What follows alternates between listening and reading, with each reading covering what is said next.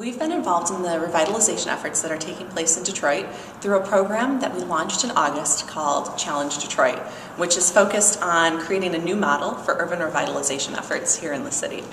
Challenge Detroit is really focused on building awareness about what's happening in the city and how people can engage in the revitalization efforts. Part of that has been creating amazing partnerships with like-minded organizations like U-Haul. One of our partnerships with U-Haul was to have some of our fellows blog for the new Detroit website that showcases the U-Haul building and revitalization efforts in New Center to talk about why they are passionate about moving to Detroit and making this their home. This is such an amazing community, but I would say it's a community for people who really want to do something. People who want to make an impact, who want to put their effort and their energy into creating something and being part of something greater than themselves. So those who want to be a part and really play a role in the revitalization of a city, Detroit's the place for them. That's why I'm here. That's why our fellows are here. We wouldn't have this opportunity in Chicago, New York, LA. We have the opportunity in Detroit. There is so much negativity in the press and far too often coming out of our own mouths from those who live in Detroit. So I think not enough people know about the great things that happen here. People might not know about the great shop in the first floor of my building.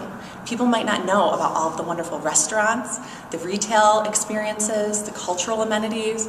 Detroit is more than stadiums, although of course those are really important to who we are.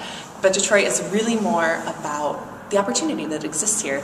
And I think organizations like U-Haul, organizations like Challenge Detroit are really bringing awareness to the opportunities that exist. I think that U-Haul's revitalization of the Nabisco Building is much more than the revitalization of just a building. This is about invigorating a community with a corporate culture that supports what's happening at the ground floor in terms of revitalization efforts in Detroit.